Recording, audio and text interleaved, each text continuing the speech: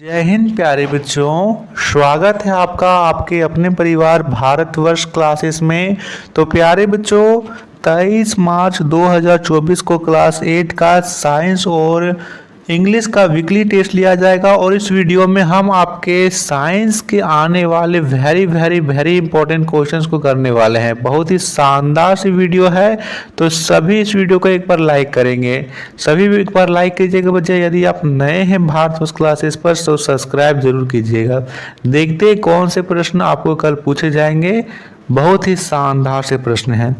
तो देखिए दे रखा है पहला प्रश्न, बिरसा मुंडा जैविक उद्यान किस जिले में है? आपको 4 विकल्प दे रखा है चतरा, पलामू, रांची या हजारीबाग। तो इस प्रश्न का सही उत्तर यहाँ पर सी होगा बच्चा, रांची। यह रांची जिले में है। रांची जिले के चकला गांव में यह जैविक उद्यान स्थित है। दूसरा प्रश्न, प्रकाश संश्लेषण की क्रिया में पौधे द्वारा भोजन बनाने के लिए किस गैस की आवश्यकता होती है? विकल्प दे रखा है nitrogen, carbon dioxide, oxygen, hydrogen. बताएंगे इसका सही उत्तर क्या होगा बच्चा प्रश्न संख्या 2 का। तो देखिए वे कार्बन डाइऑक्साइड का प्रयोग करते हैं, तो यहाँ पर सही उत्तर बी होगा CO2। वे CO2 का प्रयोग करते हैं और फिर वे ऑक्सीजन छोड़ते हैं, ठीक है, यानी निर्मुक्त करते हैं। तो बी होगा कार्बन डाइऑक्साइड।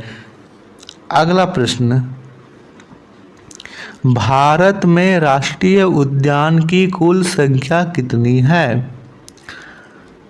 विकल्प दे रखा है 10, 20, 106 या 55।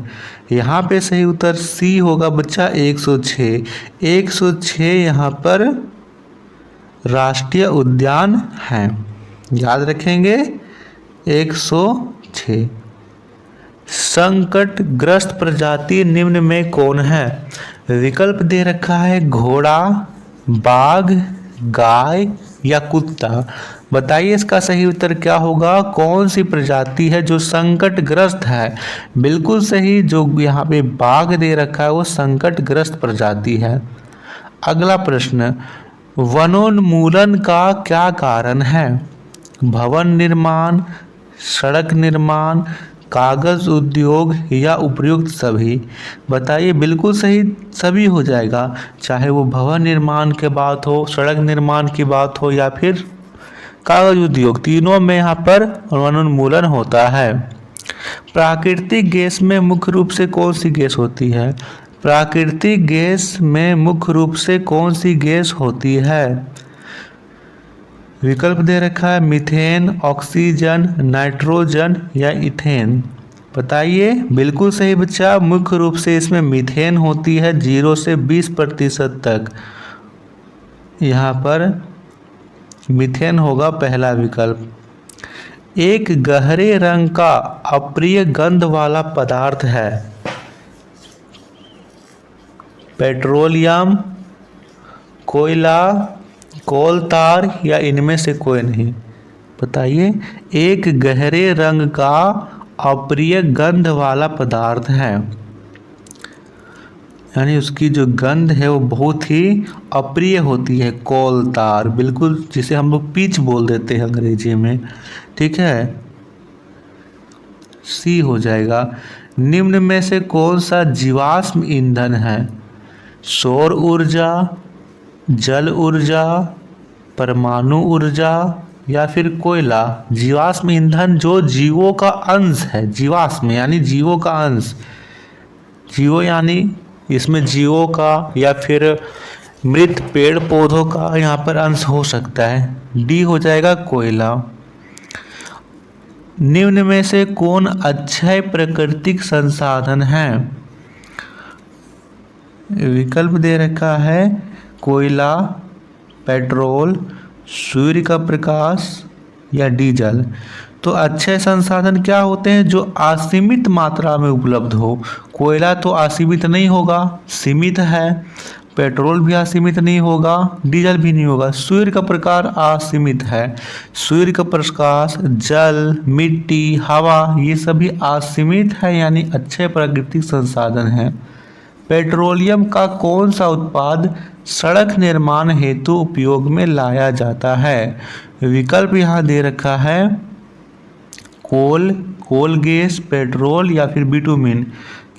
जो दे रखा है कोल। चलिए, सब्जेक्टिव क्वेश्चन में पूछा गया है वनोन्मूलन से आप क्या समझते हैं?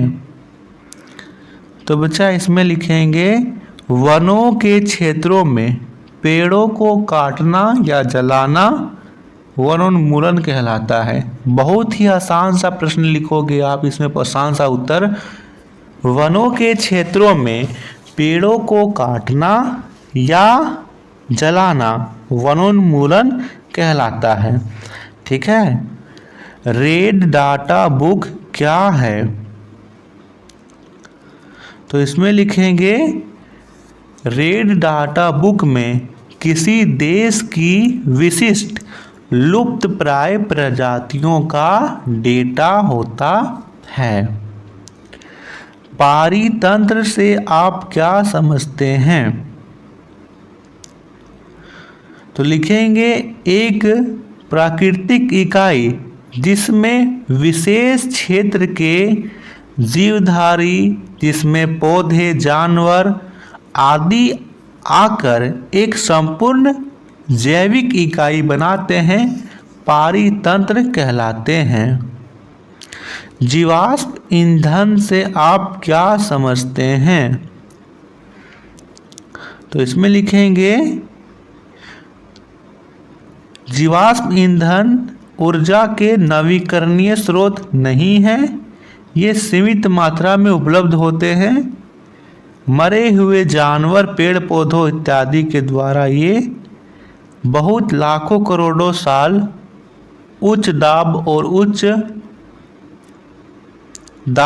और उच्च ऊर्जा के सहने कारण ये होते हैं।